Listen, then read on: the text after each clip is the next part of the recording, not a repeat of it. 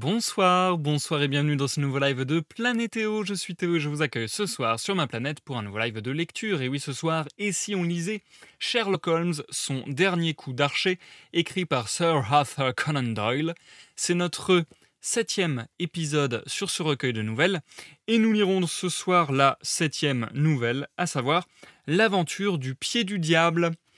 C'est la 7e nouvelle, le 7e rendez-vous sur Sherlock Holmes, son dernier coup d'archet, mais c'est également l'avant-dernière, puisque on se retrouvera mardi à 21h pour la 8e et ultime nouvelle du recueil, à savoir la nouvelle qui a donné le titre au recueil, son dernier coup d'archet. Comme d'habitude, si vous me regardez en rediffusion sur YouTube, vous trouverez pour cette présente vidéo des timecodes que vous pouvez voir directement dans la barre de lecture de la vidéo, mais également dans la description de la vidéo. Vous trouverez également sur cette chaîne YouTube Planétéo, vous pouvez chercher ça facilement avec des mots-clés ou aller dans l'onglet playlist tout simplement. Et si on lisait Sherlock Holmes, son dernier coup d'archet pour avoir toutes les nouvelles précédentes et la nouvelle à venir. Et si on lisait Sherlock Holmes, le signe des quatre, ainsi que Et si on lisait Sherlock Holmes, le chien des Baskerville, pour avoir les lectures de ces deux romans susnommés. Voilà. Pour l'heure, comme d'habitude, je suis en live. On est vendredi soir, 21h, live classico-classique, horaire classico-classique pour ce live de lecture. Donc merci à ceux qui me rejoignent en live. D'ailleurs, merci à ceux qui ont follow pendant que j'étais en off, à savoir Moadib et Lamia Lamalif. J'espère pas mal dire vos pseudonymes, désolé si c'est le cas. Merci en tout cas d'avoir follow pendant que j'étais en off, ça fait plaisir. Je présente ici mes excuses les plus sincères, les plus plates, puisque je déteste annuler des lives, et c'est vrai que j'avais annoncé un live hier pour le deuxième numéro de mon émission Les mots portent. Hier, ça devait être Les mots portent le bonheur, et j'ai annulé assez peu de temps avant que le live n'était censé démarrer. Et en fait, ce qui s'est passé tout simplement, c'est que je me suis dit, là, je suis en petite forme, je suis fatigué de fou, je vais pas très bien, je suis pas de très bonne humeur. Ziva, j'ai pas envie de faire ce live dans ces conditions en fait. C'est surtout ça, dans ces conditions. J'avais très envie de faire ce live, mais j'avais pas envie de faire ce live dans ces conditions. Je me suis dit, ok, ne gâche pas ton plaisir de faire ce live et ne gâche pas la qualité du live en y allant dans cet état-là. Tant pis, annule, et puis tu reviendras quand tu seras dans un meilleur mood. Je préfère faire ça parce que c'est vrai qu'il y a quelques semaines, je sais plus si je vous avais dit précisément ce qui m'était arrivé. Je crois que je vous en avais touché un mot, mais je me rappelle plus. Ah oui, je l'avais dit sur les réseaux, je crois. Mais en gros, il y a quelques semaines de cela, j'ai fait un live que j'ai maintenu parce que je déteste annuler, mais que j'aurais dû annuler. Parce que je l'ai maintenu alors que je commençais à faire une sorte de crise d'angoisse. Et en fait, du coup, j'étais super mal pendant tout le live. Et à la fin du live, j'étais fatigué, j'étais énervé, triste, ce que vous voulez. Et je m'en suis voulu de fou, en fait, parce que je me disais, mais là, je viens de me gâcher mon plaisir, comme je disais, de faire un live, alors que ça me fait plaisir de faire des lives. Et en plus, ça a eu certainement un impact un petit peu sur la qualité du live, sur la qualité de la lecture. Donc j'étais vraiment pas content.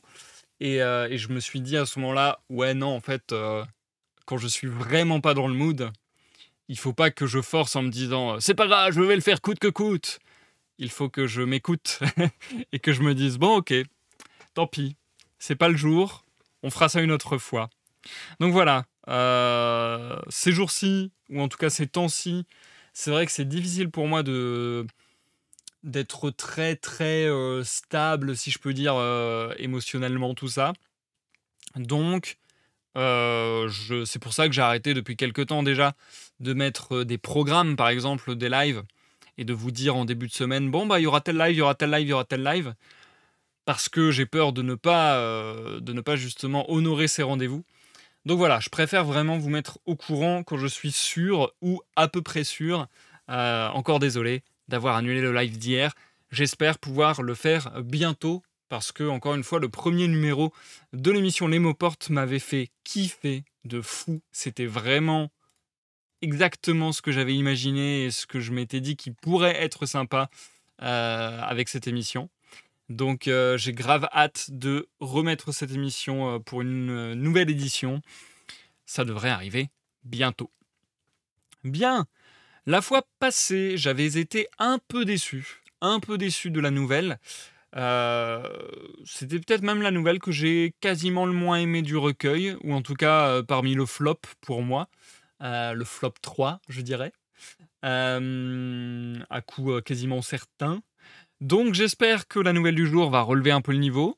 Je ne sais pas du tout de quoi cela ça parle. De quoi cela ça parle. De quoi cela ça parle.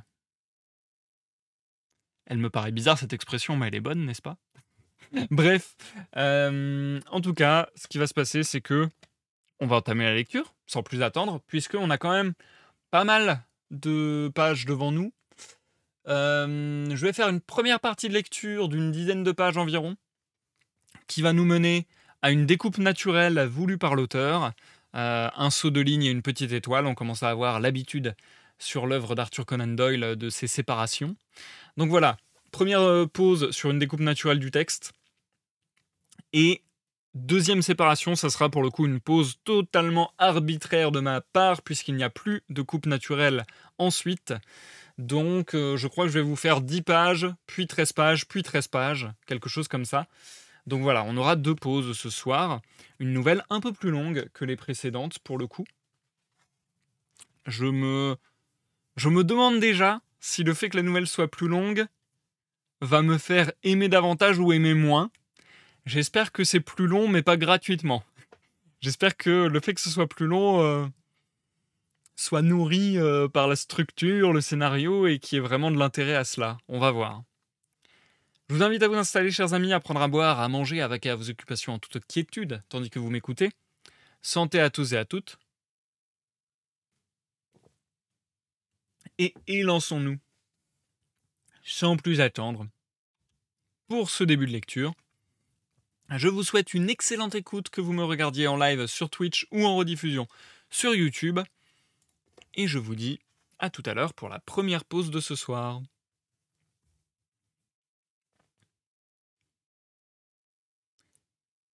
Septième nouvelle du recueil. L'aventure du pied du diable. En publiant de temps à autre quelques-unes des expériences curieuses qui sont le fruit de ma longue et intime amitié avec M. Sherlock Holmes, je me suis constamment heurté à son aversion pour la publicité. Son esprit morose et cynique considérait un applaudissement du public comme quelque chose d'abominable, et rien ne l'amusa davantage à l'issue d'une affaire réussie que d'en créditer un fonctionnaire de la police officielle et d'écouter avec un sourire ironique le chœur des congratulations se trompant d'adresse. Cette attitude de mon ami, et absolument pas le manque de matériaux intéressants, est cause que ces dernières années, je n'ai guère gâté le public. Ma participation à certaines de ces aventures était un privilège qui m'obligeait à la discrétion quand elles m'étaient commandées. C'est donc avec une surprise considérable que j'ai reçu mardi dernier un télégramme de Holmes. Il n'écrivait jamais de lettres quand un télégramme pouvait suffire. Ainsi conçu. Pourquoi ne raconteriez-vous pas l'horreur des Cornouailles, qui est mon affaire la plus étrange ? Je n'ai pas la moindre idée du motif qui lui a rafraîchi la mémoire, ni du caprice qui lui fait désirer de la publicité. Mais je me hâte, avant que ne me parvienne un nouveau télégramme contenant une injonction contraire, de fureter dans mes notes pour livrer cette histoire en pâture à mes lecteurs. Au printemps de 1897, la constitution de fer de Holmes commença à révéler quelques symptômes de lassitude sous le travail énorme qui l'accablait. En mars de cette année, le docteur Mouragar de Harley Street, je raconterai quelques jours la manière dramatique dont il fit la connaissance de Holmes, ordonna formellement au célèbre détective privé d'avoir à fermer tous ses dossiers et à prendre un repos complet, s'il voulait s'épargner une grave dépression nerveuse. Holmes ne s'intéressait nullement à son état de santé, tant était absolu son détachement mental, mais la menace d'une incapacité permanente de travail l'incita à changer d'air et d'ambiance. Voilà pourquoi nous nous trouvâmes tous les deux au premier beau jour de 1897, dans une petite villa près de Poldhu Bay, à la pointe extrême de la presqu'île de Cornouailles. L'endroit était peu banal. Il convenait particulièrement à l'humeur lugubre de mon malade. Par les fenêtres de notre maisonnette aux murs blancs, qui se dressait sur un promontoire herbeux, nous avions vu sur tout le demi-cercle sinistre de la baie des Monts, vieux piège mortel pour voiliers, sur sa bordure de falaises noires et de récifs balayés par les vagues. Du côté de la terre, les environs étaient aussi sinistres. C'était une région de landes brunes. De loin en loin, la tour d'une église indiquait l'emplacement d'un village vieux comme le monde. Partout sur la lande, on relevait les traces d'une race disparue qui avait laissé en témoignage de son existence d'étranges édifices de pierre, des tumulus de forme irrégulière qui contenaient des cendres de morts, et d'étranges ouvrages en terre qui évoquaient les guerres de la préhistoire. Cet endroit mystérieux et ensorcelant, cette ambiance déprimante de peuples oubliés, fouettèrent l'imagination de mon ami, qui consacra une grande partie de son temps à de longues marches et à des méditations solitaires. Il s'intéressa aussi à l'ancienne langue parlée dans les Cornouailles. Je me rappelle qu'il s'était mis dans la tête qu'elle s'apparentait à celle des Chaldéens, et qu'elle avait été introduite par les marchands phéniciens qui faisaient le commerce de l'étain. Il avait reçu un colis de livres de philologie, et il s'était mis à rédiger sa thèse quand brusquement, à mon vif déplaisir et à sa grande joie, nous nous trouvâmes engagés sur cette terre de rêve dans un problème plus intense, plus riche de développement, plus mystérieux que tous ceux qui nous avaient fait quitter Londres. Notre existence simple et paisible, notre vie sainement routinière, en furent bouleversées et nous fûmes précipités dans une succession d'événements qui firent beaucoup de bruit non seulement dans les Cornouailles, mais dans toute l'Angleterre. Nombreux sont certainement mes lecteurs qui se souviennent encore de ce qui fut appelé à l'époque l'horreur des Cornouailles, bien que l'affaire eût été imparfaitement traitée par la presse londonienne. Aujourd'hui, 13 ans plus tard, je suis en mesure de publier les vrais détails de cette histoire incroyable. J'ai dit que çà et là, des tours indiquaient l'emplacement des villages qui étaient disséminés dans cette partie des Cornouailles. Le plus proche était le hameau de Tredennick Wallace, dont les maisons étaient rassemblées autour d'une vieille église moussue. Le curé de la paroisse, M. Rowntree, était vaguement archéologue, ce qui détermina Holmes à lier connaissance avec lui. C'était un homme majestueux mais affable, qui pouvait avoir une quarantaine d'années et pour qui les environs n'avaient pas de secret. Il nous avait invités à prendre le thé à la cure, et là nous fûmes présentés à M. Mortimer Tregennis, gentleman indépendant, qui augmentait les maigres ressources du clergyman en louant un appartement dans sa vaste maison. Le curé était ravi de cet arrangement, bien qu'il eût peu de traits communs avec son locataire, lequel était maigre, brun, portait des lunettes, et se tenait voûté comme quelqu'un qui est affligé d'une infirmité physique. Je me rappelle que ce jour-là, pendant notre brève visite à la cure, l'ecclésiastique nous parut bavard à côté de ce personnage réticent, triste, timide, et qui méditait selon toute apparence sur ses affaires personnelles. Tels étaient les deux hommes qui firent irruption dans notre petit salon le mardi 16 mars, peu après le petit déjeuner, tandis que nous fumions une cigarette avant de partir sur la lande pour notre promenade quotidienne. « Monsieur Holmes, » commença le curé d'une voix agitée, « la nuit a été marquée par une affaire tragique peu ordinaire, la plus sensationnelle dont j'ai jamais entendu parler. Nous pouvons considérer votre présence ici comme une bénédiction de la Providence, car vous êtes de toute l'Angleterre l'homme qu'il nous faut. » Je décochai à l'ecclésiastique un regard fort peu amical, mais Holmes jeta sa cigarette et se redressa sur sa chaise comme un vieux chien courant qui entend la fanfare des chasseurs de renards. Il désigna le canapé. Notre visiteur, hors d'haleine, et son compagnon s'assirent côte à côte. M. Mortimer Tregennis se maîtrisait mieux que le clergyman, mais ses yeux sombres luisaient et le frémissement de ses mains montrait qu'il partageait l'émotion de son logeur. « Qui va parler, vous ou moi ?» demanda-t-il. « Eh bien, dit Holmes, puisque c'est vous qui semblez avoir fait la découverte en question, et que le curé ne pourrait que répéter votre récit, peut-être vaut-il mieux que ce soit vous qui parliez. » Je considérais tour à tour le clergyman qui visiblement s'était habillé en hâte et son locataire correctement vêtu. La surprise que je lus sur leurs visages à propos de la simple déduction de Holmes m'amusa beaucoup. Je crois que je ferais bien de dire d'abord quelques mots, intervint le curé. Ensuite, vous déciderez si vous préférez entendre des détails de la bouche de M. Tréguénis ou courir sans plus attendre sur la scène de cette mystérieuse affaire. Je vous indique donc que notre ami a passé la soirée d'hier dans la compagnie de ses deux frères, Owen et George, et de sa sœur Brenda, dans leur demeure de Tredeni Quarta, qui est située près de la vieille croix en pierre sur la lande. Il les a quittés à 10 heures passées. Ils avaient joué aux cartes autour de la table de la salle à manger en excellente santé et de très bonne humeur. Ce matin, comme il se lève tôt, il est allé se promener avant le petit déjeuner dans cette direction. Il a été rattrapé par la voiture du docteur Richards. Notre médecin lui a expliqué qu'il venait de recevoir un appel urgent de Tredeni Quarta. Naturellement, M. Mortimer Tréguénis est monté à côté de lui. Quand il est arrivé à Tredeni Quarta, il a trouvé la maison dans un état extraordinaire. Ses deux frères et sa sœur étaient assis autour de la table exactement comme il les avait laissés. Les cartes étaient étalées devant eux, les bougies avaient brûlé jusqu'au fond des godets. La sœur était adossée raide morte contre sa chaise, tandis que les deux frères assis à sa droite et à sa gauche criaient, riaient, chantaient. Ils avaient perdu la raison. Tous les trois, la morte et les deux déments, avaient sur leur figure la même expression de profonde horreur, d'une terreur convulsive qui était épouvantable à regarder. Personne ne se trouvait dans la maison, à l'exception de Madame Porter, la vieille cuisinière et femme de charge, qui a déclaré avoir dormi du sommeil du juste et n'avoir entendu aucun bruit pendant la nuit. Rien n'avait été volé ou déplacé, et on se perd en conjectures sur la nature de l'horreur qui a fait mourir une femme et rendu fou deux hommes dans la force de l'âge.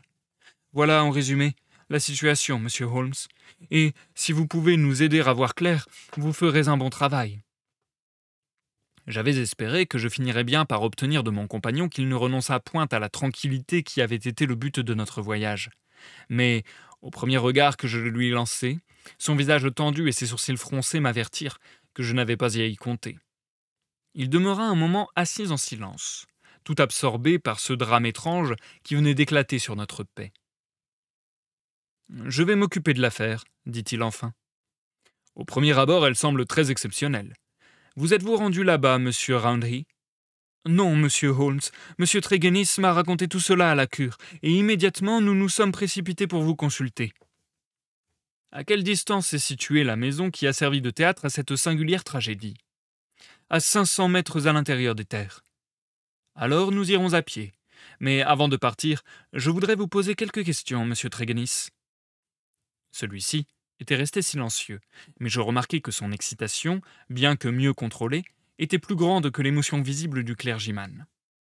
Il était assis, les traits tirés, pâle, son regard anxieux était fixé sur Holmes. Il se tordait les mains convulsivement. Ses lèvres blanches tremblaient depuis qu'il avait entendu le récit de la terrible aventure qui s'était abattue sur sa famille, et ses yeux noirs semblaient refléter quelque chose de l'horreur de la scène. « Posez-moi les questions que vous voudrez, monsieur Holmes, » dit-il avec passion. « Il n'est pas agréable de s'étendre sur une chose pareille, mais je vous répondrai en toute franchise. Parlez-moi de la soirée d'hier. Eh bien, monsieur Holmes, j'ai dîné là-bas, comme vous l'a dit le curé, et mon frère aîné, George, a proposé un whist. Nous nous sommes mis à jouer vers 9 heures. Il était 10 heures moins le quart quand je me suis levé pour partir. Je les ai laissés autour de la table de jeu, aussi gais qu'ils pouvaient l'être. Qui vous a ouvert la porte ? Madame Porter était allée se coucher. Aussi, c'est moi qui ai ouvert et refermé la porte de l'entrée. La fenêtre de la pièce où il jouait était fermée, mais le store n'était pas baissé. La porte et la fenêtre étaient ce matin dans le même état, et il n'y a aucune raison de supposer qu'un inconnu s'est introduit dans la maison. Et pourtant, ils étaient là, fous de terreur, et Brenda, morte de peur avec la tête qui pendait par-dessus le bras du fauteuil. Toute ma vie, je reverrai ce spectacle. Tel que vous les narrez, les faits sont certainement extraordinaires, dit Holmes. Si je vous comprends bien, vous ne voyez pas une explication à ce drame. C'est de la diablerie, monsieur Holmes. De la diablerie, s'écria Mortimer Tréguénis. L'explication ne peut pas venir de ce monde.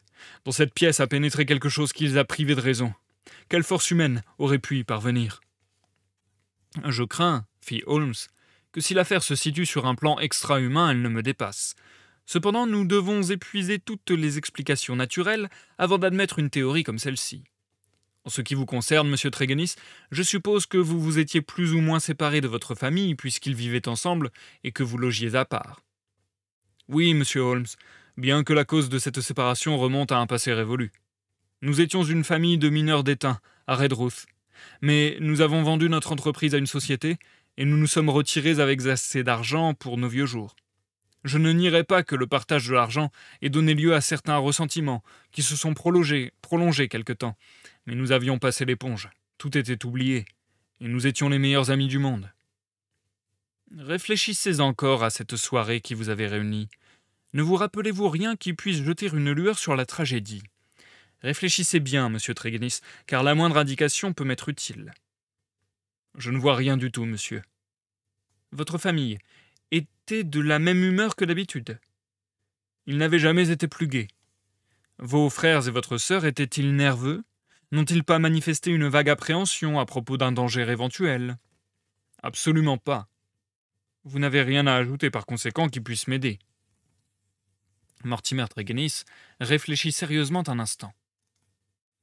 Je pense à quelque chose, dit-il enfin. Pendant que nous étions assis autour de la table, je tournais le dos à la fenêtre et mon frère Georges, qui était mon partenaire, lui faisait face.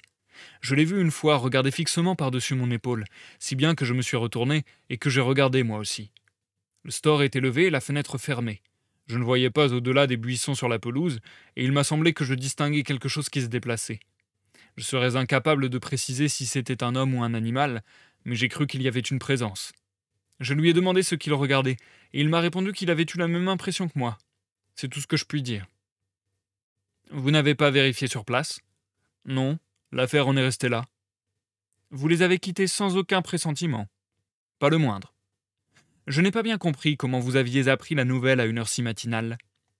Je me lève toujours tôt, et généralement je marche un peu avant le petit déjeuner. Ce matin, je venais de sortir quand le médecin m'a rattrapé dans sa voiture.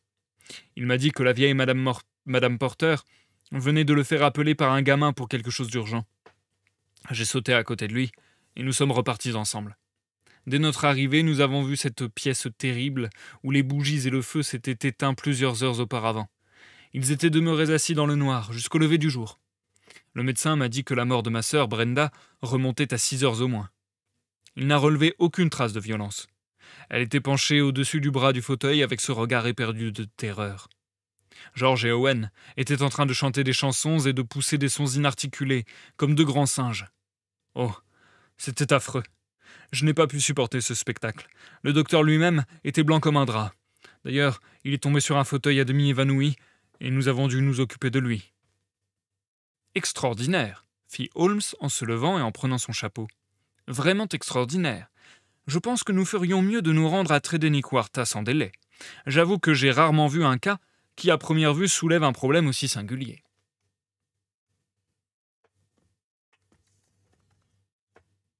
Et je m'arrête pour la première partie de lecture. On se marque une toute petite pause. Hop.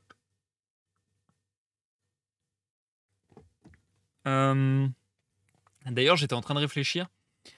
Si je fais une section les mots de la fin aujourd'hui, je mettrai le mot philologie.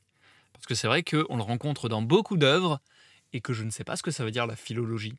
Donc ouais, dans les mots de la fin, on ira voir ce que c'est la philologie, je pense. Ok.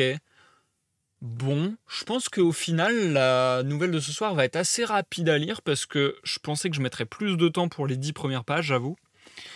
Ça a l'air intéressant. Ça commence plutôt bien. Pour le moment, on n'a pas grand-chose, on n'a pas beaucoup d'éléments, c'est vrai. Mais le peu d'éléments qu'on a, c'est intéressant. Le fait qu'il y ait un appel à la diablerie, ça peut être très très sympathique. Le fait qu'il y ait des mentions directes et claires, explicites à l'occulte, ça peut être très très intéressant. Surtout que, de mes petites connaissances, il me semble que Sir Arthur Conan Doyle, l'auteur de Sherlock Holmes, était très intéressé par ces sujets de l'occulte. Il a je crois, par exemple... Ah, je me rappelle plus de ce délire. Je crois qu'il avait reçu à une époque une photo d'une fille qui disait que, en gros, elle s'était prise en photo avec des fées et que du coup, il a participé un peu à rendre cette photo connue. a popularisé cette photo. Donc ouais, je sais que j'allais dire Sherlock Holmes, que Arthur Conan Doyle, était très intéressé par, le monde de l'invisible, l'occulte et tout ça.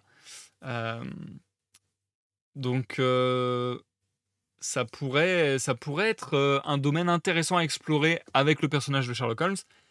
Pour le moment, c'est encore, minime, hein, c'est juste une mention et Sherlock Holmes le dit lui-même: «Bon, on va d'abord voir toutes les solutions, non extraordinaires avant de verser dans le paranormal». Donc voilà. Ça ira peut-être pas plus loin dans le paranormal, mais c'est déjà intéressant. Hem et sinon, aucun rapport, mais je me fais une réflexion. Je ne sais pas si c'est à cause du format Sherlock Holmes, recueil de nouvelles et du coup une nouvelle par soir, qui fait que ça fait des lives assez courts. Je sais pas si c'est après ça peut tellement changer d'un livre sur l'autre, la police d'écriture et tout ça, mais j'ai l'impression sur ce livre de lire très vite, d'enfiler des pages très rapidement et je ne sais pas dire si c'est moi qui accélère de débit ou si c'est simplement, la mise en page de ce bouquin qui fait que, heu, une page se lit un peu plus vite que ce dont j'ai l'habitude, je ne sais plus parler. Donc, et est-ce que je me précipite aussi? Parce que, mmh, en fait, je me pose des questions, parce que je sais aussi que là, en dehors des lives ces temps-ci, je suis pas mal stressé, pas mal anxieux et tout ça et que j'ai tendance à parler du coup très, très rapidement. Déjà que je parle rapidement de base, je pense. J'ai l'impression que ces temps-ci, je parle encore plus rapidement. Donc, je me suis fait la réflexion de: «Est-ce que je suis pas en train de lire trop vite?» Et je pense qu'à partir d'un certain seuil de vitesse, ça peut être désagréable potentiellement à écouter. Donc si vous avez des retours là-dessus et que vous voulez que je freine un peu, n'hésitez pas à me le dire, j'essaierai de le faire. Pareil aussi, hein, pareil aussi, sur les commentaires, YouTube, n'hésitez pas. Merci pour ton intervention, Liwo, ça m'aide vachement. Et du coup, bonsoir. Mais ouais, non, je sais pas. Je sais pas si j'accélère ou pas. C'est vrai que c'est très difficile pour moi d'avoir un recul sur ma lecture, en fait, hein. C'est vrai que c'est très difficile. Et puis aussi, il faut pas que je laisse ça trop, embrumer mon cerveau. Mais il est vrai aussi qu'il y a quelques jours, j'ai eu un commentaire pas très sympathique, pas très sympathique sur une, vidéo YouTube, quant à ma manière de lire.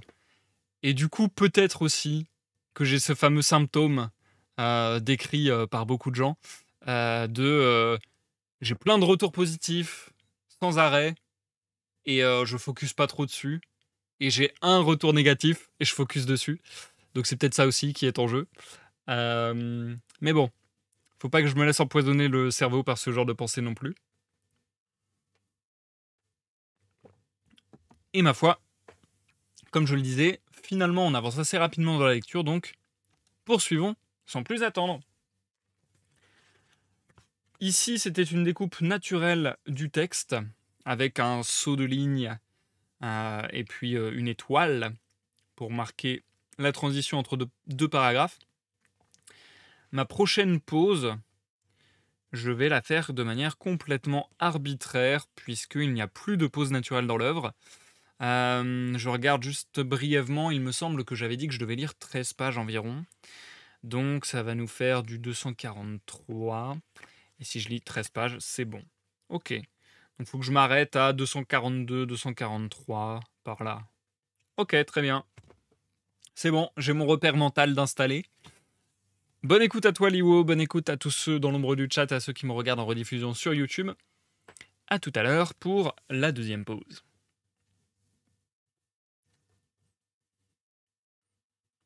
L'aventure du pied du diable, suite. La matinée ne fit guère progresser notre enquête. Elle fut marquée cependant par un incident qui m'impressionna de façon sinistre.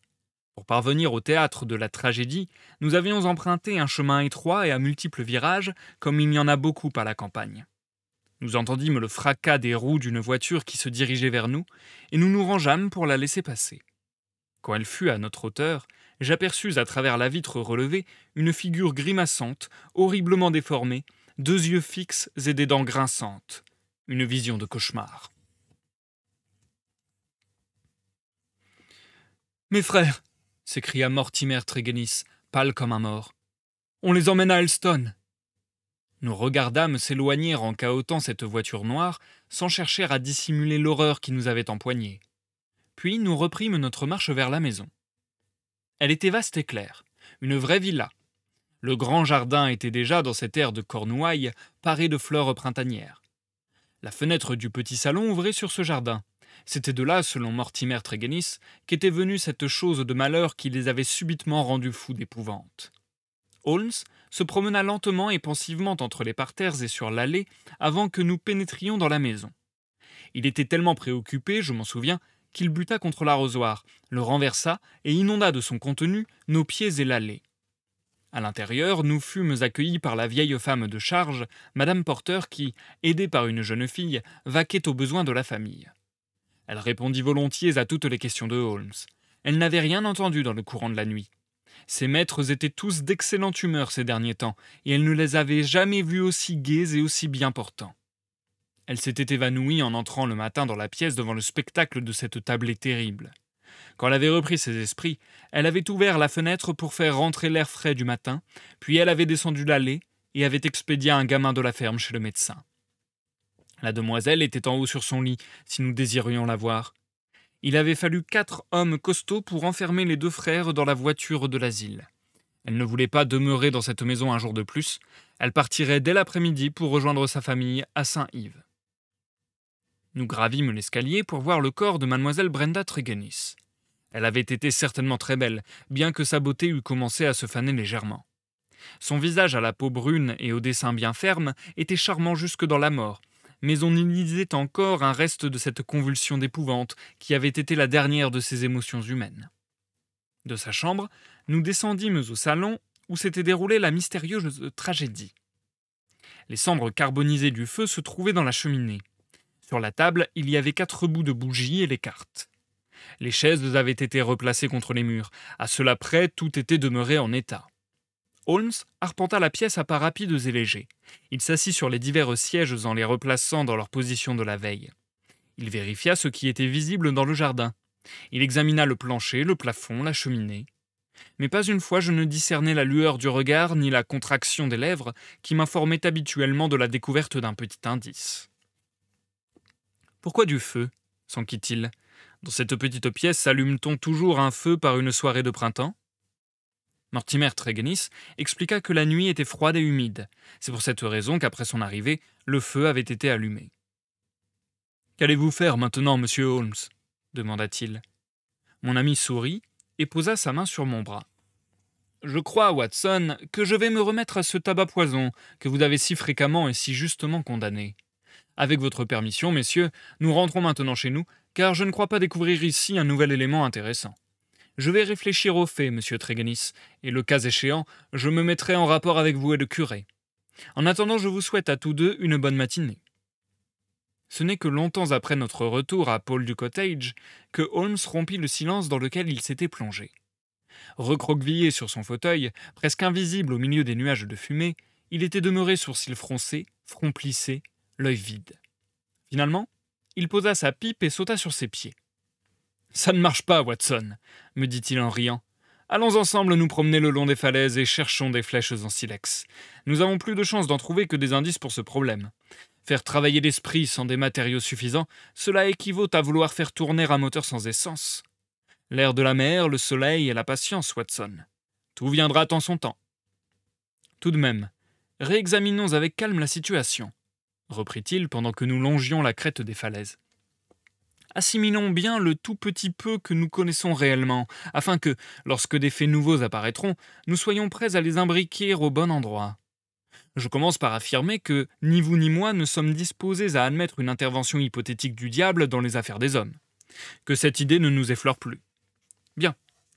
Il reste que 3 personnes ont été gravement victimes d'une intervention humaine consciente ou inconsciente. Cela, c'est du solide. Maintenant, quand le crime s'est-il produit ? Évidemment, si l'on tient pour véridique le récit du narrateur, tout de suite après le départ de Mortimer Tréguénis. Voilà un point très important. Selon toute présomption, quelques minutes plus tard, les cartes se trouvaient encore sur la table. L'heure normale d'aller au lit était déjà passée. Cependant, ils n'avaient pas bougé de place et ils n'avaient pas reculé leur chaise. Je répète, Watson, que l'événement a eu lieu aussitôt après son départ et avant 11 heures du soir. Nous devons donc vérifier, dans la limite de nos possibilités, les faits et gestes de Mortimer Tregennis après qu'il eut quitté la pièce. Ces faits et gestes paraissent au-dessus de tout soupçon. Vous qui connaissez bien mes méthodes, vous avez compris que par le moyen de l'arrosoir renversé, j'ai pu obtenir une empreinte très nette de son pied. Le sable mouillé de l'allée s'y est prêté à merveille. La soirée précédente avait été humide, elle aussi, vous vous en souvenez, et il ne m'a pas été difficile, puisque j'avais un exemple de ces empreintes, de détecter sa trace parmi les autres et de la suivre. Il semble qu'il ait marché rapidement en direction de la cure. Si donc Mortimer Tregennis disparaît de la scène, et si cependant quelqu'un d'autre a épouvanté les joueurs de cartes, comment identifier cette personne et découvrir la cause de l'horreur suscitée? L'inoffensive Madame Porter peut être éliminée. Y a-t-il une preuve quelconque que quelqu'un ait rampé jusqu'à la fenêtre du jardin et ait produit un effet si terrifiant qu'il ait rendu fou ceux qui l'ont vu? La seule suggestion en ce sens vient de Mortimer Tregennis lui-même, qui déclare que son frère aurait aperçu quelque chose qui bougeait dans le jardin. Voilà qui est remarquable, car la nuit était pluvieuse, nuageuse, très sombre. N'importe qui, venu avec le dessein de faire peur à ces gens-là, aurait été obligé de coller son visage contre le carreau pour être vu. À l'extérieur, sous la fenêtre, s'étend un parterre d'1 mètre de large, mais je n'ai relevé aucune trace de pas. Il est difficile d'imaginer comment, dans ces conditions, un inconnu aurait pu produire une impression aussi terrifiante. D'ailleurs, jusqu'ici, nous n'avons pas découvert le moindre motif qui explique une tentative aussi étrange que compliquée. Vous distinguez bien nos difficultés, Watson. Elles ne sont que trop claires, répondis-je avec conviction. Et pourtant, avec un petit supplément de matériaux, nous serions capables de démontrer qu'elles ne sont pas insurmontables. Je crois que dans vos archives, Watson, vous seriez en mesure de retrouver quelques cas presque aussi obscurs. En attendant, nous allons classer provisoirement l'affaire jusqu'à ce que des informations plus précises la revalorisent, et nous emploierons le reste de cette matinée à pourchasser l'homme néolithique. J'ai peut-être fait ressortir déjà le pouvoir de... J'ai peut-être fait ressortir déjà le pouvoir de détachement mental que possédait mon ami, mais jamais il ne m'émerveilla davantage qu'en cette matinée de printemps dans les Cournouailles.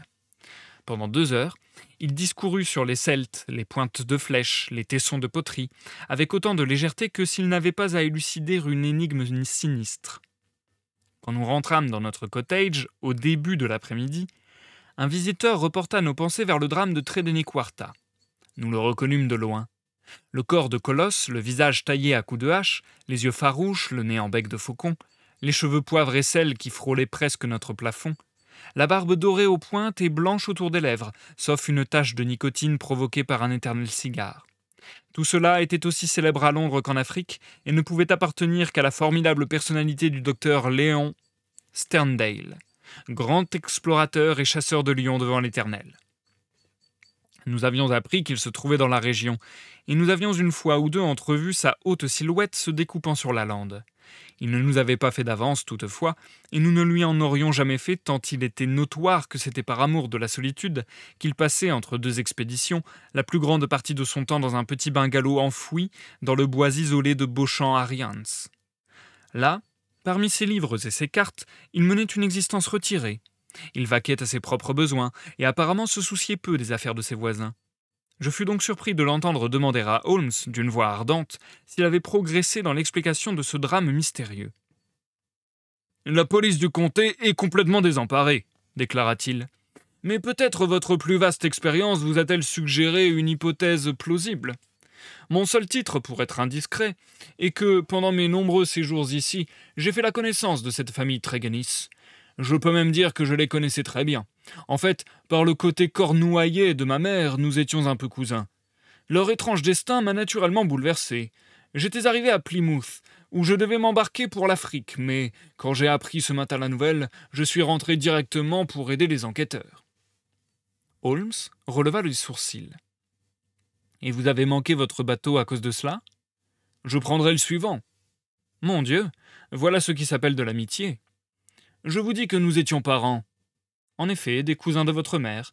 Vos bagages étaient déjà à bord ? Une partie. Le principal est resté à l'hôtel. Je vois. Mais cet événement n'avait pas encore été publié par les journaux de Plymouth. Non, monsieur, j'ai reçu un télégramme. Puis-je me permettre de vous demander le nom de l'expéditeur? Une ombre passa sur le front décharné de l'explorateur. Vous êtes très indiscret, monsieur Holmes. C'est mon métier. Au prix d'un effort visible, le docteur Sterndale reprit son sang-froid. Je ne vois pas pourquoi je vous la cacherai, fit-il. C'est monsieur Roundhay, le curé, qui m'a adressé le télégramme. Merci.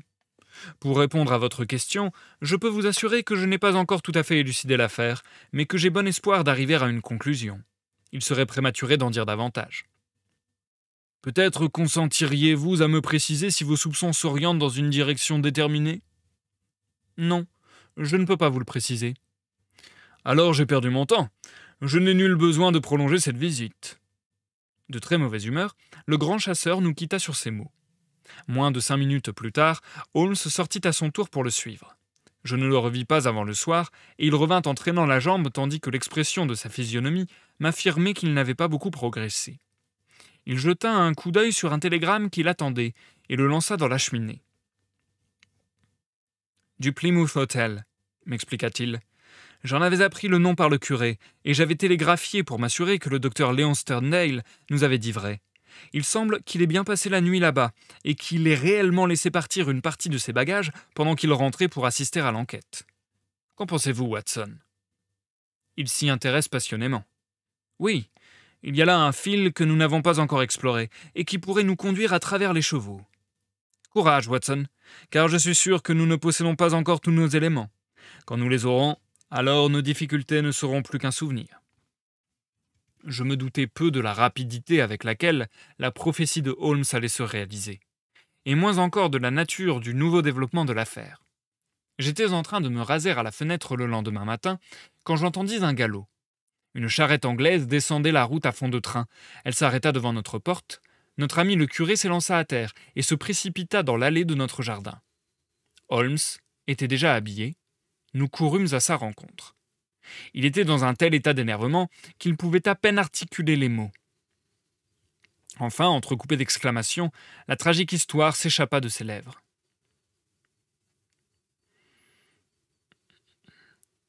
Nous sommes la proie du diable, monsieur Holmes. Ma pauvre paroisse est la proie du diable. Satan s'y déchaîne en personne.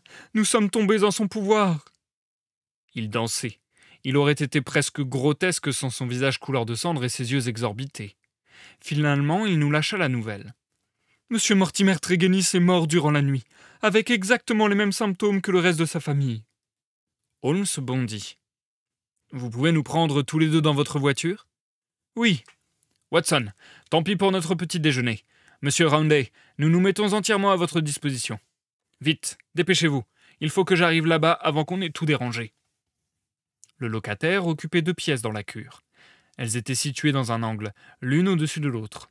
En bas, un grand salon. En haut, sa chambre. Elle donnait sur un jeu de croquet qui aboutissait juste sous ses fenêtres. Nous arrivâmes avant le médecin et la police. Rien n'avait donc été touché ni déplacé. Je vais vous décrire la scène comme nous la vîmes en cette brumeuse matinée de mars. Elle m'a laissé une impression que rien ne pourra effacer. La pièce sentait horriblement le renfermer. La domestique qui était entrée la première avait ouvert la fenêtre, sans quoi l'atmosphère eût été irrespirable. Peut-être cela était-il dû au fait qu'une lampe brûlait et fumait sur la table au milieu de la chambre. À côté de la table était assis le cadavre, adossé à sa chaise, sa barbe mince pointant en avant, les lunettes remontées sur son front, sa maigre figure brune tournée vers la fenêtre et déformée par la même expression d'épouvante que nous avions vue sur le cadavre de sa sœur. Ses membres étaient tordus et ses doigts retournés, comme s'il avait succombé à une peur trop affreuse. Il était tout habillé, mais il s'était habillé précipitamment. Déjà, on nous avait informé qu'il avait dormi dans son lit et que cette fin tragique était intervenue au petit jour. Dès qu'il eut franchi le seuil de cet appartement, Holmes déploya une activité débordante. Il était dehors sur la pelouse, il rentrait par la fenêtre, il tournait autour du salon, il remontait dans la chambre. Il était comme un chien courant qui a levé son gibier.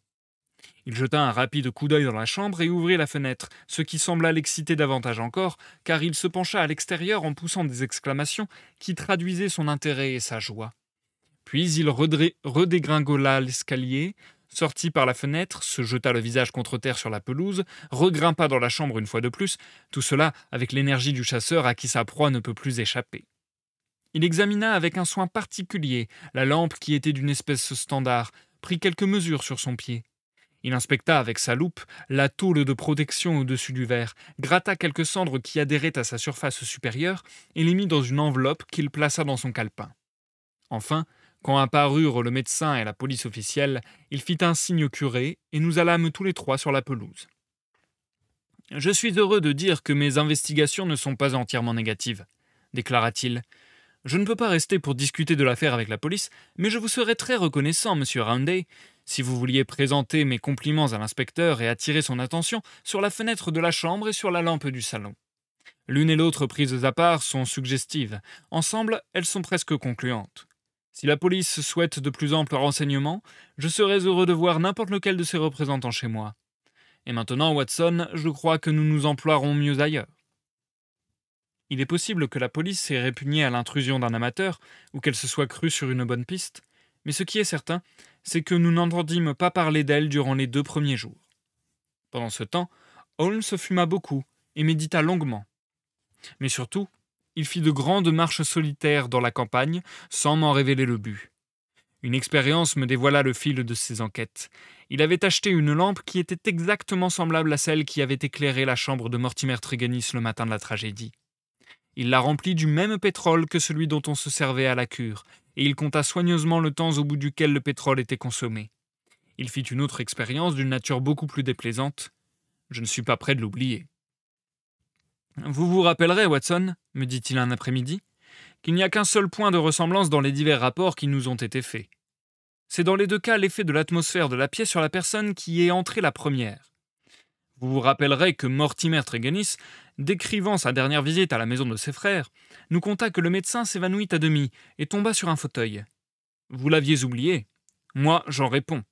Vous vous rappellerez aussi que Madame Porter, la femme de charge, nous déclara qu'elle-même s'était évanouie en entrant dans la pièce et qu'elle avait ensuite ouvert la fenêtre. Dans le 2e cas, celui de Mortimer Tregennis, vous ne pouvez pas avoir oublié l'abominable atmosphère de la pièce quand nous sommes arrivés, bien que la domestique eût déjà ouvert la fenêtre. Cette servante, comme je l'ai appris depuis, en tomba malade et dut se mettre au lit. Vous admettrez, Watson, que ces faits sont significatifs. Dans les 2 cas, l'atmosphère est empoisonnée. Dans les 2 cas également, il y a eu une combustion en train dans la pièce. Dans un cas par un feu, dans l'autre par la lampe. Le feu étant indispensable étant donné la température, mais la lampe a été allumée, si l'on se réfère au pétrole consommé, longtemps après le lever du jour. Pourquoi ? Sûrement parce qu'il existe un rapport entre 3 choses. La combustion, l'atmosphère suffocante, et enfin la folie, ou la mort de 4 malheureuses personnes. Est-ce clair, oui ou non ? Il semble que oui. Nous pouvons du moins l'accepter comme hypothèse de départ.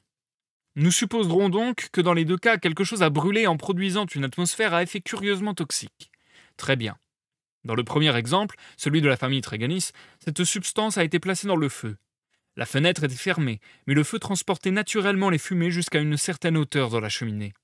On pouvait donc s'attendre à des effets moins nocifs que dans le 2e cas, où les émanations avaient moins de facilité pour s'échapper. Le résultat semble indiquer qu'il en fut réellement ainsi, puisque dans le premier cas, seule la femme, qui avait sans doute l'organisme le plus délicat, succomba, les autres manifestant cette folie temporaire ou permanente, qui est certainement le premier effet de la drogue. Dans le 2e cas, le résultat a été total. L'effet semble donc étayer la théorie d'un poison qui aurait fait son œuvre par combustion. Avec ce raisonnement en tête, j'ai cherché dans la chambre de Mortimer Tregennis avec l'espoir de trouver quelques dépôts de cette substance. L'endroit normal à examiner était la tôle de protection ou le verre de la lampe. Là, j'ai aperçu des cendres floconneuses et, autour de ces cendres, une frange de poudre brunâtre qui n'avait pas été encore consumée. J'en ai pris la moitié, vous l'avez vu, et je l'ai placée dans une enveloppe. Pourquoi la moitié, Holmes ? Il ne m'appartient pas, mon cher Watson, de me mettre en travers de la route des policiers officiels. Je leur ai laissé toute la preuve de ce que j'avais trouvé. Du poison est resté sur la tôle. Avec un peu d'intelligence, ils le trouveront. Maintenant, Watson, nous allons allumer notre lampe. Toutefois, nous prendrons la précaution d'ouvrir la fenêtre pour éviter le décès prématuré de 2 membres distingués de la Société des Hommes. Vous vous assoirez près de la fenêtre ouverte dans un fauteuil, à moins que vous ne vous trouviez trop sensé pour jouer avec moi. Oh, vous voulez tout voir? Je reconnais bien là mon Watson. Je dispose de cette chaise en face de votre fauteuil, afin que nous nous trouvions à la même distance du poison et face à face. La porte? Laissons-la entrebâillée. Maintenant, nous pouvons nous surveiller l'un l'autre et interrompre l'expérience si les symptômes semblent alarmants. Tout est-il clair dans votre esprit? Bon. Je prends donc notre poudre, ou du moins ce qu'il en reste, dans l'enveloppe, et je la répands au-dessus de la lampe qui brûle. Là. Maintenant, Watson, asseyons-nous pour attendre la suite des événements.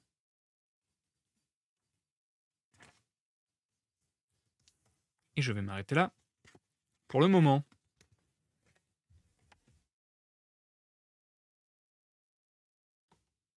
Nous nous marquons une courte pause.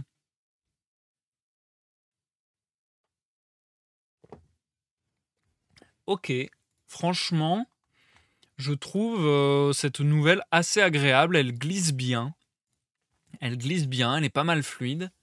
J'apprécie pas mal. Ouais, je la trouve bien écrite. Encore une fois, l'air de rien, c'est vrai que je l'ai déjà dit, mais l'air de rien, Conan Doyle a pas un style très prononcé, je trouve. En cela que je retrouve pas forcément des manies stylistiques, des figures de style qui se répéteraient sans arrêt, etc. J'ai du mal à identifier quelque chose comme ça. Dans son vocabulaire un peu plus, c'est vrai qu'il y a pas mal d'auteurs qui ont un vocabulaire un peu redondant. Mais en même temps, là, c'est voulu. C'est-à-dire que, par exemple, d'une nouvelle sur l'autre, on va toujours retrouver les mêmes images, les mêmes descriptions, avec la comparaison des enquêtes euh, de Sherlock Holmes avec le fait de l'écheveau, c'est comme ça qu'ils disent. Donc voilà, il y a toujours un peu les mêmes formules et un peu les mêmes mots qui reviennent pour décrire euh, finalement les procédés de Sherlock Holmes et puis sa manière de réfléchir et tout ça. Mais sinon, c'est vrai que je trouve pas le style de Arthur Conan Doyle hyper marqué, mais ça passe bien. Ça passe bien. En fait, c'est ça, c'est très effacé, mais ça passe bien, c'est fluide, c'est clair, c'est limpide. Euh, Franchement, là, dans le recueil, je crois qu'il y a seulement la première ou la deuxième nouvelle, je sais plus, que je trouvais pas facile à capter, que je trouvais un peu brouillonne, entre guillemets, où il y avait trop d'informations d'un coup et où c'était compliqué même de comprendre quelle avait été la résolution de l'affaire. Là, je trouve que c'est très fluide, très digeste, donc c'est toujours plaisant. Et en fait, malheureusement, j'ai envie de dire, malheureusement et heureusement, je vais pas me faire mon avis tout de suite, tout de suite. Bon, il nous reste plus beaucoup à lire, mais j'en parlerai peut-être plus tôt dans le live de mardi, qui sera le dernier live sur ce recueil de nouvelles. Malheureusement, ça fait que, pour moi, à mon goût, c'est une lecture juste sympathique. C'est pas, pour moi, incroyable. Je pense que j'ai préféré le recueil de nouvelles potentiellement au roman. Je pense qu'à titre personnel, je trouve la nouvelle plus adaptée pour ce genre d'histoire. En tout cas, les nouvelles de Conan Doyle, je les trouve plus efficaces que ses romans, il me semble. Et du coup, je les trouve sympa plus, peut-être. Là où ces romans, je les avais trouvés juste sympas, là, je les trouve peut-être sympa plus. Mais c'est vrai que c'est pas non plus ma came et c'est pas non plus pour moi révolutionnaire. Enfin voilà, c'est pas ce que je préfère tout simplement. Ça reste très bien, très correct, très cool. Pour moi, c'est pas dans mes auteurs favoris clairement. Donc non, je suis content. Pour le moment, je suis très content d'avoir fait un petit détour, d'avoir fait un petit crochet et d'être revenu sur du Arthur Conan Doyle. voilà, pour voir un autre format, pour, le voir, s'épanouir dans un autre format.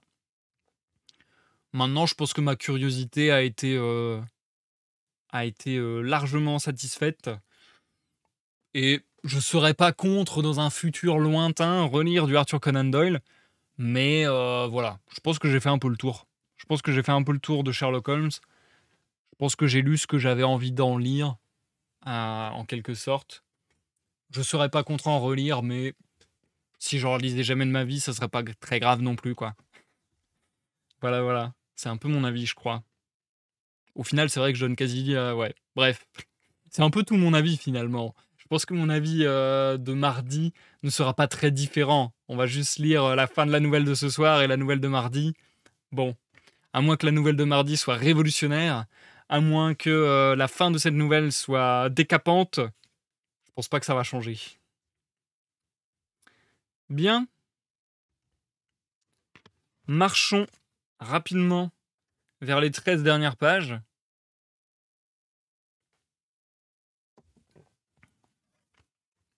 Comme je le disais, ce n'était pas une découpe naturelle, c'est moi qui ai découpé dans le texte ici, pour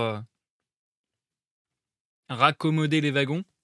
Je vais reprendre quelques phrases auparavant pendant le dialogue de Sherlock Holmes. Bon, en fait, je vais prendre juste une phrase avant, parce que ça fait un bon lien, justement, c'est pour ça que j'ai arrêté là. Allons-y, sur cette fameuse expérience qu'ils vont tenter, qui risque de les faire mourir, hein, mais bon, bref. Vraiment, Sherlock Holmes, parfois, il est pas très... il est très aventureux. Bref. Bonne écoute à tous. À tout à l'heure pour la fin du live.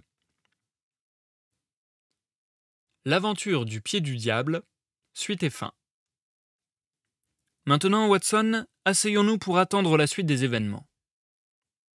Elle ne se fit pas désirer longtemps. À peine m'étais-je installé dans mon fauteuil que mes narines perçurent une odeur de musc, lourde et subtile à la fois, nauséabonde en tout cas. Dès la première bouffée que je respirai, je perdis tout contrôle sur mon cerveau et sur mon imagination. Un nuage noir et épais se mit à tourner devant mes yeux, et mon esprit me souffla que dans ce nuage était tapi, jusqu'à présent invisible, mais prêt à sauter sur mes sens épouvantés, tout ce qui était horrible, monstrueux et incroyablement méchant dans l'univers. Des formes vagues tournoyaient et nageaient au sein du nuage noir. Chacune semblait être l'annonce menaçante de quelque chose à venir, de l'arrivée d'un personnage indescriptible, inqualifiable, dont l'ombre suffirait à anéantir mon âme. Une horreur glacée s'empara de moi. Je sentis que mes cheveux se dressaient sur la tête, que mes yeux s'exorbitaient, que j'ouvrais la bouche et que j'avais la langue comme du cuir. Mon cerveau abritait un tel tourbillon que sûrement il allait craquer. J'essayai de crier. J'entendis une sorte de grincement. C'était ma propre voix, mais distante, et comme ne m'appartenant pas. Au même moment, dans un suprême effort pour me libérer, je fouillai du regard ce nuage de désespoir, et j'entrevis la figure de Holmes blanche, rigide, marquée de tous les symptômes de l'horreur, de la même expression que j'avais vue sur les visages des morts. Cette vision me procura un instant d'équilibre et de force.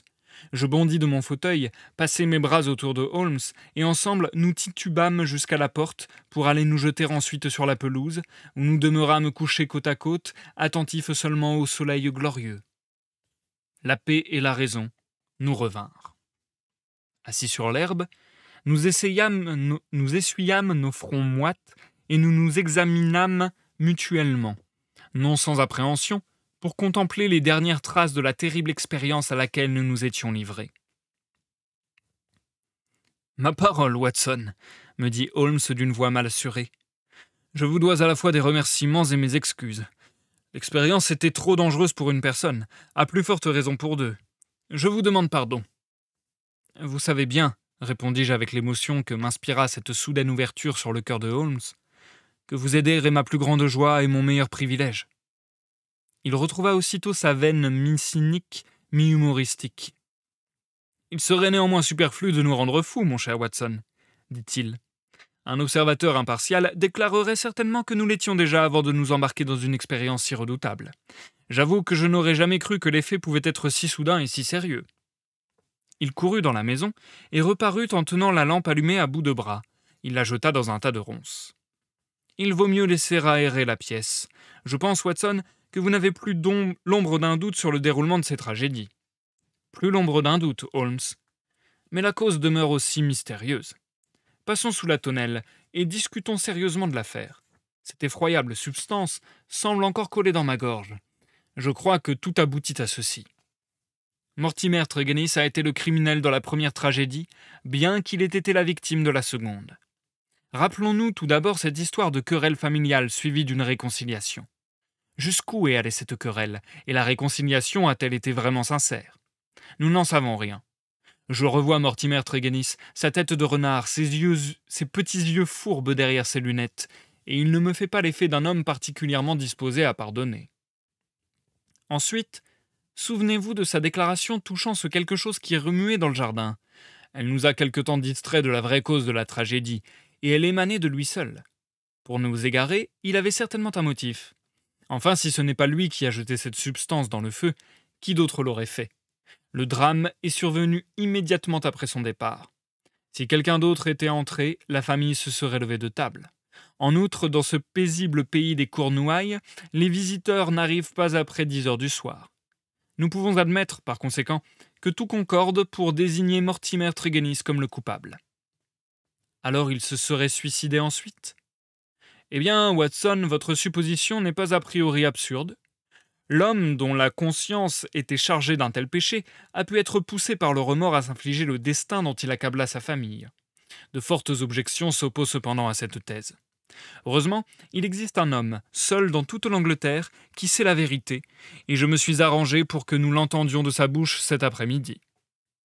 Ah, il est légèrement en avance. Voudriez-vous venir par ici, docteur Léon Sterndale? Nous avons procédé dans la maison à une expérience chimique, et notre salon serait indigne de recevoir un visiteur aussi distingué. J'avais entendu grincer la porte du jardin. L'imposante silhouette du grand explorateur africain apparut sur le petit chemin. Il se dirigea, visiblement surpris, vers la tonnelle où nous étions assis. « Vous m'avez fait appeler, monsieur Holmes?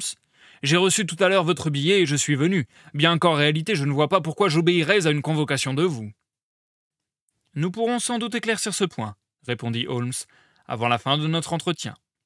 En attendant, je vous remercie infiniment de votre acquiescement courtois. Vous voudrez bien excuser cette réception en plein air, mais mon ami Watson et moi, nous avons presque complètement terminé un chapitre additionnel à ce que la presse appelle l'horreur des Cornouailles, et pour l'instant, nous préférons une atmosphère pure.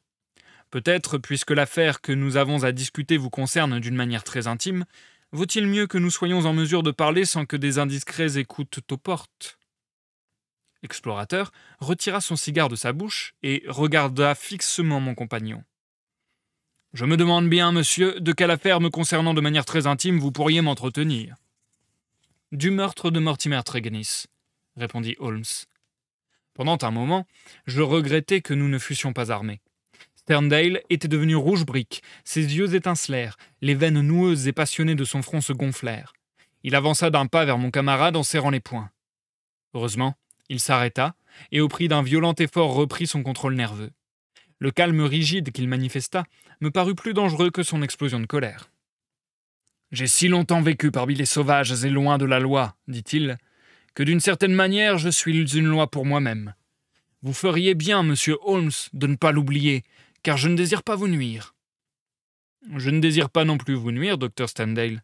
La preuve, c'est que, sachant ce que je sais, je me suis adressé à vous, et non à la police. » Sterndale s'assit, dominé pour la première fois peut-être de sa carrière aventureuse. Dans l'attitude de Holmes, il lisait une assurance et une puissance invincible. Notre visiteur, tout en parlant, ouvrait et refermait sans cesse ses grosses mains. « Que voulez-vous dire? Si c'est de votre part un bluff, monsieur Holmes, vous n'avez pas choisi le bon partenaire pour votre jeu. Inutile de continuer à battre les buissons. Droit au but. Que voulez-vous dire? »« Vous allez le savoir, » répondit Holmes, « et la raison pour laquelle je vais parler est que j'espère qu'à ma franchise succédera la vôtre. Ma prochaine démarche dépendra entièrement de la nature de votre défense. »« De ma défense? » ?»« Oui, monsieur. »« Ma défense contre quoi? »« Contre une inculpation de meurtre sur la personne de Mortimer Tregennis. » Sterndale passa son mouchoir sur son front. « Ma parole, dit-il, vous insistez?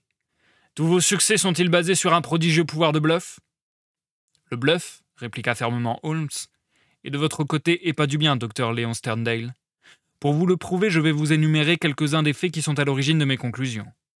À propos de votre retour de Plymouth et de cette expédition d'une partie de vos bagages en Afrique, je ne dirai rien d'autre que ceci.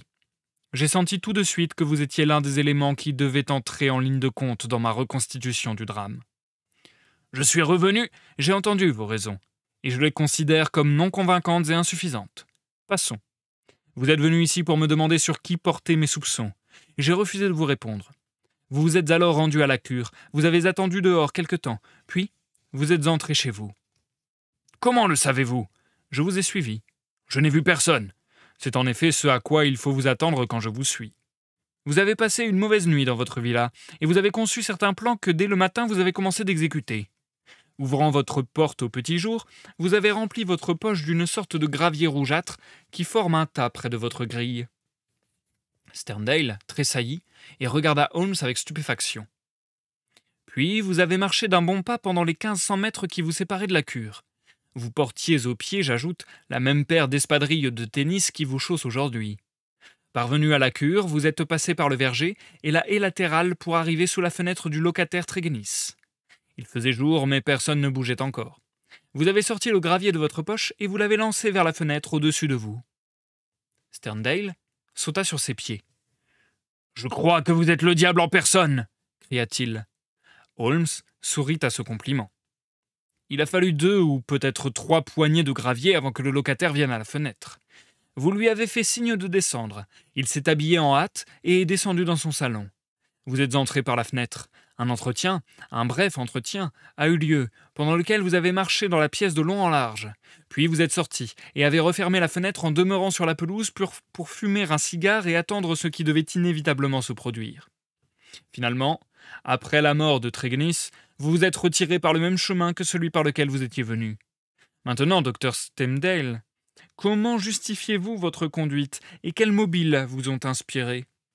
Si vous trichez avec moi, je vous donne ma parole que l'affaire ne dépendra plus jamais de moi seul. Le visage de notre visiteur était devenu couleur de cendre. Il enfouit la tête dans ses mains, puis, dans un geste impulsif, il tira une photographie de sa poche intérieure et la jeta sur la table rustique de la tonnelle. « Voilà pourquoi je l'ai fait, » dit-il. La photographie montrait le buste et la tête d'une très jolie femme. Holmes se pencha au-dessus d'elle. « Brenda Tréguenis » fit-il. « Oui, Brenda Tréguenis. Depuis des années, je l'aimais. Depuis des années, elle m'aimait. Voilà la raison de cette retraite en Cornouailles qui a intrigué tant de gens. J'étais près de celle qui était tout pour moi. Je ne pouvais pas l'épouser car je suis marié. Ma femme m'a quitté il y a longtemps et cependant, par suite des déplorables lois anglaises, je n'ai pas pu divorcer. Pendant des années, Brenda a attendu. Pendant des années, j'ai attendu. » Un sanglot bouleversant secoua sa grande carcasse, et il porta une main à sa gorge, puis il reprit son récit. « Le curé était au courant. Nous l'avions mis dans notre secret. Il pourrait vous dire qu'elle était un ange. Voilà pourquoi il m'a télégraphié, pourquoi je suis revenu. Que m'importaient mes bagages aux l'Afrique à partir du moment où mon amour recevait un tel coup. Vous avez là le mobile qui vous manquait, monsieur Holmes. »« Poursuivez, » dit mon ami. Le docteur Sterndale tira de sa poche un paquet et le posa sur la table. Il y était écrit « Radix pedis diaboli ». L'étiquette rouge des poisons figurait au-dessous. Il le poussa vers moi. « Je crois que vous êtes médecin, monsieur. Avez-vous déjà entendu parler de cette préparation ?»« Racine de pied du diable ? Non, jamais. »« C'est sans importance pour vos connaissances professionnelles, me dit-il. Je crois que, en dehors d'un échantillon que j'ai vu à Bouddha, il n'en existe pas d'autre en Europe. Il n'a fait son chemin ni dans la pharmacopée ni dans la littérature toxicologique. Cette racine a la forme d'un pied, moitié d'homme, moitié de bouc, d'où le nom fantaisiste donné par un missionnaire botaniste. Il est utilisé comme poison de châtiment par les sorciers dans certaines régions de l'Afrique occidentale. Ils en gardent le secret entre eux. Cet échantillon-là, je l'ai obtenu en Ubangui, dans des circonstances sortant de l'ordinaire. Il ouvrit le paquet et découvrit un petit tas de poudre d'un brun rougeâtre qui ressemblait à du tabac. « Ensuite, monsieur ?» demanda Holmes impassible. « Je vais tout vous dire, monsieur Holmes, car vous savez déjà tellement de choses qu'il est de mon intérêt que vous connaissiez la vérité complète. J'ai déjà expliqué la nature de mes relations avec la famille Tréguenis. Pour l'amour de la sœur, j'étais devenu l'ami des frères.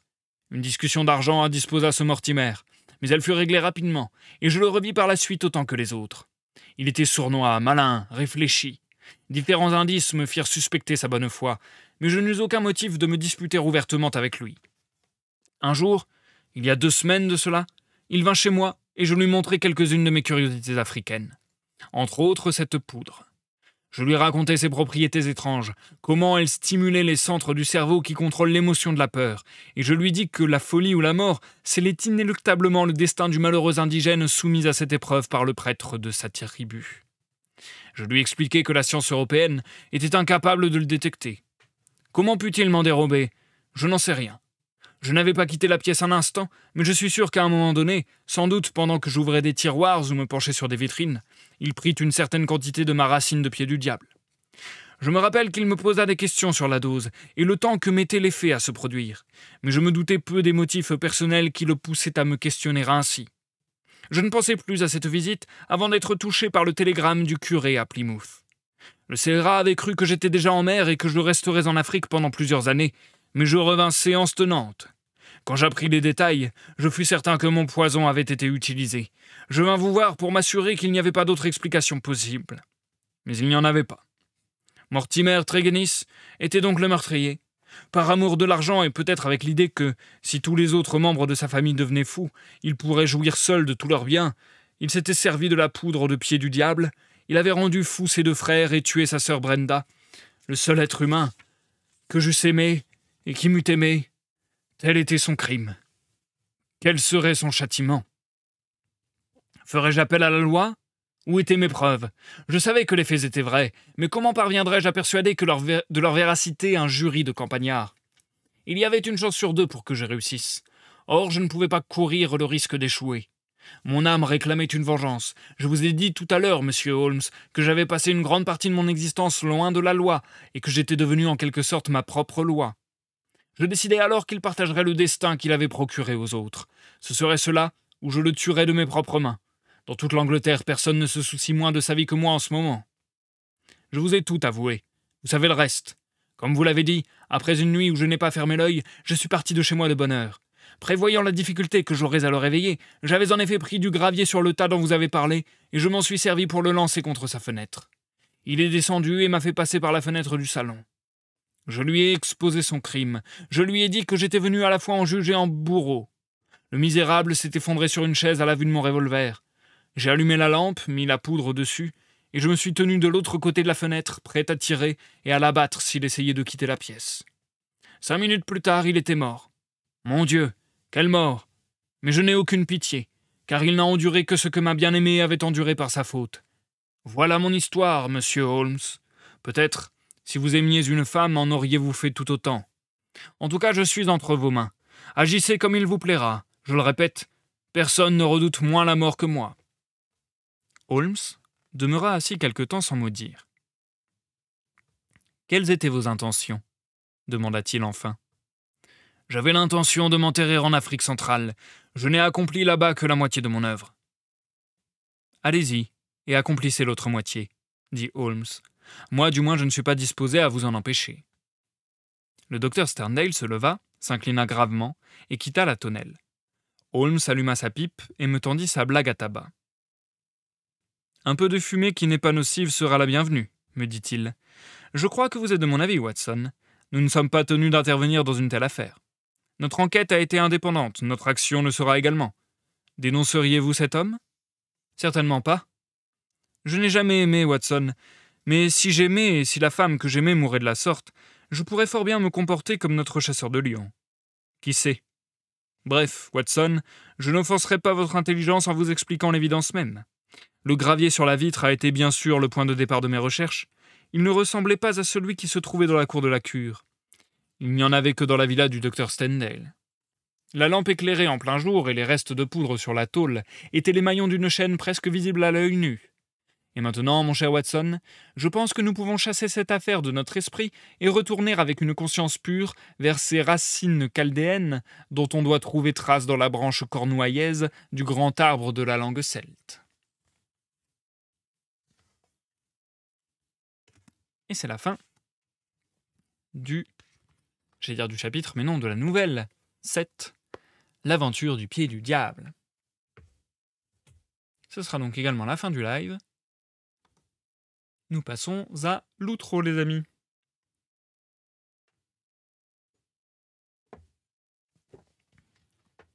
Ok. C'était pas mal. Est-ce que ça serait ma nouvelle favorite du recueil? Je ne pense pas. Mais c'était plutôt pas mal.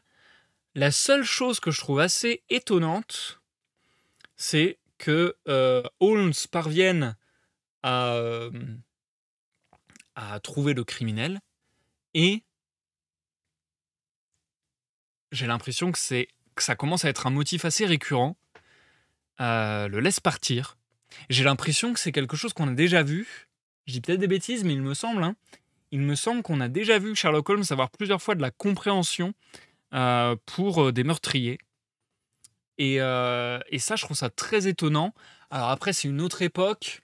C'est vrai que, par exemple, la peine de mort, c'était il y a très peu de temps, au final, que ça a été aboli dans les pays européens, tout ça. Mais je sais pas. Je suis assez étonné. En fait, que Sherlock Holmes puisse cacher des choses à la police officielle, tout ça, ça me choque pas. Je me dis oui, ça va bien avec le personnage, et ça m'étonne pas. Le fait que souvent il soit compréhensif avec certaines personnes et qu'il les laisse partir, alors que là, il est meurtrier quand même. Alors certes, il est le meurtrier d'un meurtrier, mais ça fait vraiment du coup la loi du talion et le œil pour œil, dent pour dent, et l'argument de Sherlock Holmes qui dit ah là là, j'ai jamais aimé de femme, mais si j'aimais une femme, je ferais peut-être ça aussi. Je sais pas, ça m'étonne assez en fait. Ça m'étonne assez ce truc-là. Après, je me dis, c'est pour ça que je parlais de la peine de mort. Je me dis, qu'il y a, même encore actuellement d'ailleurs, beaucoup de gens pour la peine de mort. Justement parce que il y a aussi, je pense, un peu ce truc de loi du talion, quoi. C'est loi du talion qu'on dit? Œil pour œil, dent pour dent, c'est loi du talion, il me semble. Donc du coup, oui, il y a un peu ce truc bah, il a juste la monnaie de sa pièce en quelque sorte. Donc peut-être que c'était la logique de Sherlock Holmes, d'Arthur Conan Doyle, tout ça. Je sais pas trop. Moi, je trouve ça étonnant à quel point il laisse partir les gens qui ont fait des crimes. Mais bon, surtout des meurtres. Mais bon, c'est peut-être des, réflexions plus modernes. Et peut-être qu'à l'époque de ce bouquin-là, c'était pas des réflexions qu'on se faisait trop potentiellement. À l'époque de l'écriture du bouquin, quoi. Je sais pas trop. Et puis, encore une fois, comme je le disais, en fait, c'est ça. C'est peut-être juste question de croyances personnelles, quoi. D'avis personnels. Il y a peut-être des gens encore aujourd'hui même certainement, des gens encore aujourd'hui qui seraient d'accord avec Sherlock Holmes. Moi, c'est vrai que je dis pas que je suis d'accord ou pas d'accord, mais je trouve ça juste étonnant que ça n'aille pas un peu plus loin. Que vraiment, ils prennent la décision aussi facilement et qu'ils disent ouais, ok, c'est bon. Ok, c'est bon, tu peux y aller. Parce que le personnage, du coup, de Sterndale, qui dit qu'il s'est tenu trop longtemps loin de la loi et que du coup, il fait sa propre loi, en quelque sorte, bah déjà, moi, ça, je trouve que c'est craignos. Je trouve que c'est grave craignos comme manière de penser, de vouloir faire sa propre loi. Et du coup, que Sherlock Holmes, quelque part, valide ce comportement en le laissant s'échapper, ça me semble très bizarre aussi. Et en même temps, c'est vrai que Sherlock Holmes, ouais, il va souvent contre la loi, il va souvent faire son affaire sur le côté, sans participer à l'enquête policière, tout ça, directement ou officielle. C'est vrai qu'il est parfois sur des trucs un peu troubles. Hmm. Très, très singulier. En fait, c'est pour ça que je suis perturbé, je pense, c'est que j'ai du mal à cerner le personnage de Sherlock Holmes parfois. J'ai du mal à dire sur quelle ligne directrice ils se fondent euh, pour décider de OK, telle action c'est acceptable, telle action c'est pas acceptable. Je trouve que c'est pas toujours évident à saisir. Mais bon. Bref, je vais me faire quelques mots de la fin. Pas beaucoup, mais il y en avait quand même deux trois qui me donnaient envie d'aller jeter un œil. Il y avait la philologie. J'ai écrit n'importe comment. Oh, ok. Alors la philologie, si on s'arrête à la définition la plus simple, c'est l'étude historique d'une langue par l'analyse critique des textes. Je pense voir un peu, du coup, comment ça se fait. Alors, on nous dit du latin philologia, amour des lettres, lui-même emprunté au grec philologia, amour des lettres. Le sens a évolué de érudition, connaissance des lettres des textes, vers étude scientifique d'une langue, d'un corpus littéraire, probablement sous l'influence de l'allemand, la Realphilologie, désignant la discipline établie par Friedrich August Wolff. Ok. Philologie. En didactique, c'est la science qui étudie les textes anciens à partir des manuscrits subsistants et établit les règles pour les éditer. Ok. Et c'est marrant parce que j'ai un 1, mais j'ai pas de 2. Donc il n'y a qu'une définition. Ok. Par contre, sur le trésor de la langue française, j'ai plus de définitions. Alors, philologie. Surtout au XIXe siècle, l'étude, tant en ce qui concerne le contenu que l'expression, de documents, surtout écrits, utilisant telle ou telle langue. Ok.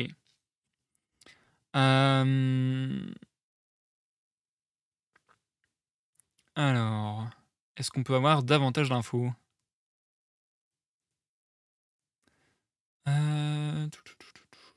Par extension, étude des mots, des documents écrits ou autres et de tous les contenus de civilisation impliqués.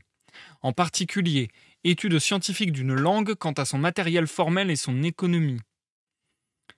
Dans un exemple, le mot semble avoir reçu le sens de étude pratique des langues. Ok. Et ensuite, surtout au XXe siècle, donc là il y a une différenciation entre les deux définitions, discipline qui vise à rechercher, à conserver et à interpréter les documents généralement écrits et le plus souvent littéraires, rédigés dans une langue donnée et dont la tâche essentielle est d'établir une édition critique du texte. Ok. Comme le mot grammaire, le mot philologie est souvent employé de façon complexe et ambiguë en français. Sans blague. Et donc, étymologie, philologie, amour des belles lettres et étude des sciences libérales, étude sciences des langues, et après, ça revient à ce qu'on avait déjà vu.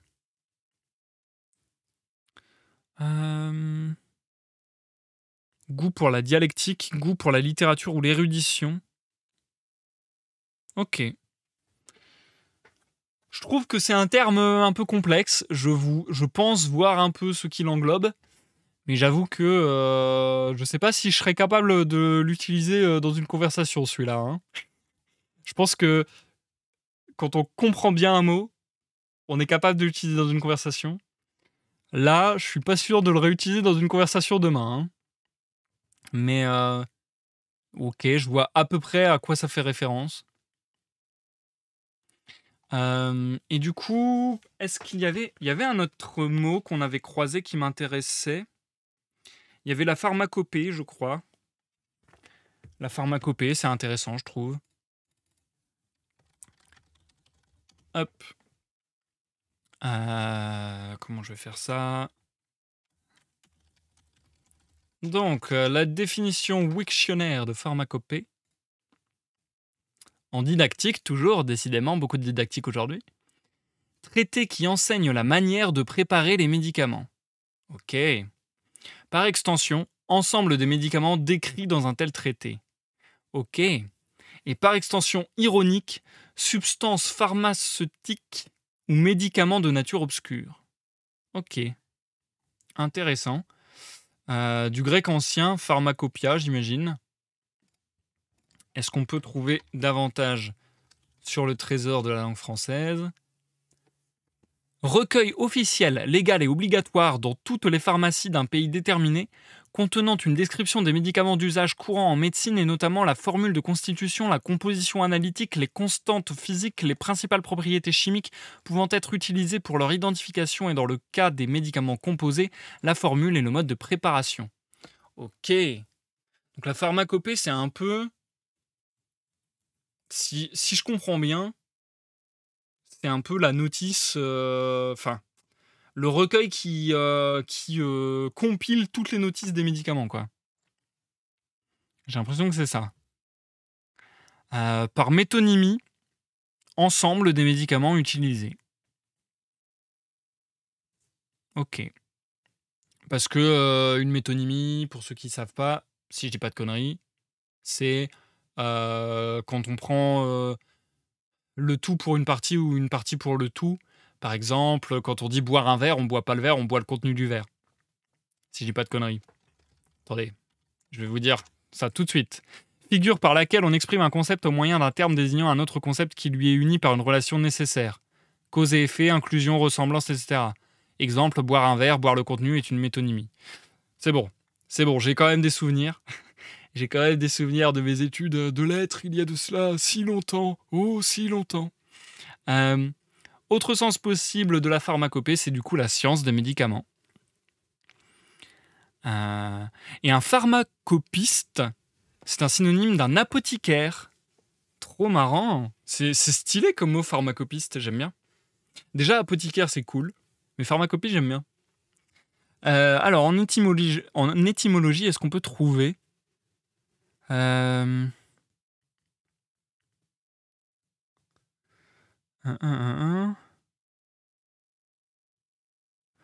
Alors, locution. Non, la pharmacopée est pour ainsi dire la main de la médecine et de la chirurgie, empruntée au grec pharmacopia, confection de drogue, composée de pharmakov, j'imagine. Bon, c'est du grec, je ne sais pas lire le grec, ok? Qui veut dire remède, médicament, et de koyef. Ouais, non, là, franchement, je ne saurais pas lire ce grec, je ne sais pas lire les lettres grecques. Mais bon, c'est composé du grec remède, médicament et du grec faire, fabriquer. D'où le confection de drogue. Ok, trop intéressant. Bah comme quoi, je pensais que pharmacopée, j'étais à peu près au clair et au final, j'apprends encore. Et du coup, un dernier mot de la fin que j'aurais voulu voir, c'est si ça existait, les racines de pied du diable. Si c'est vraiment une référence à une...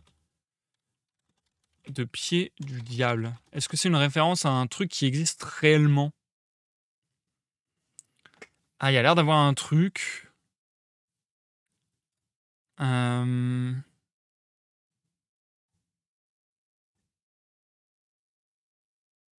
C'est peut-être ça.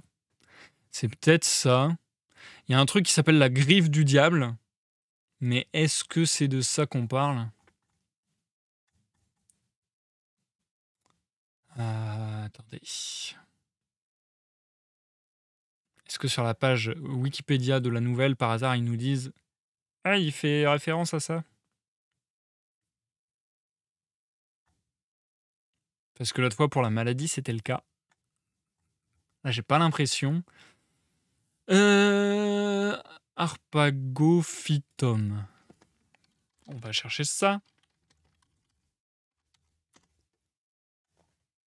Une plante.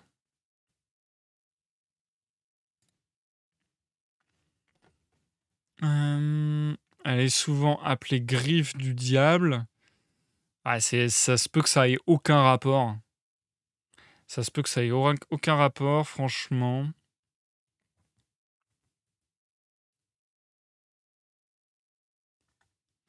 Est-ce qu'il y a un truc qui nous dit que ça rend fou, par exemple?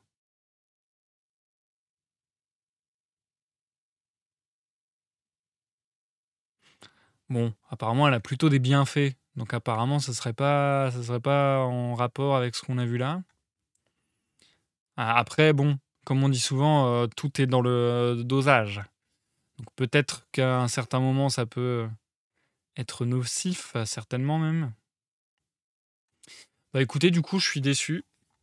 J'ai l'impression que ça fait référence à rien, ou bien si ça fait référence à quelque chose, je ne sais pas à quoi. Je ne sais pas à quoi.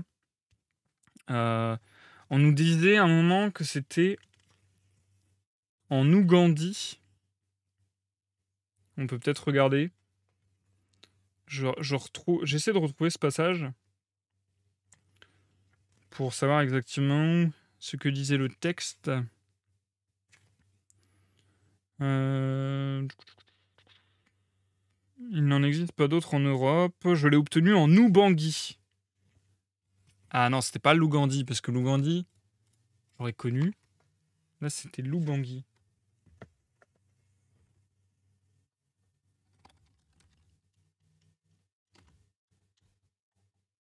Et en plus, l'Ougandie, ça n'existe pas.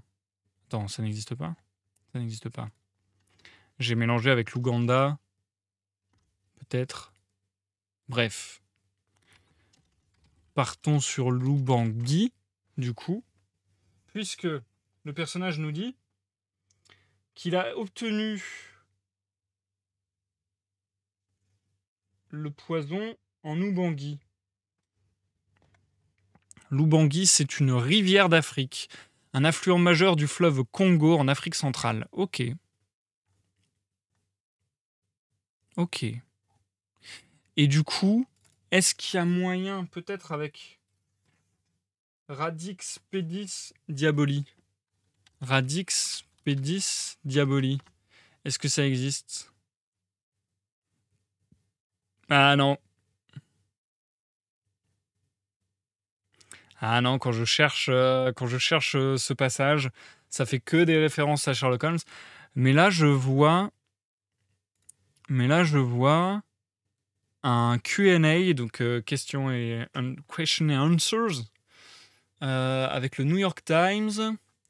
Quelqu'un demande s'il y a une plante qui s'appelle comme ça et qui a les mêmes effets.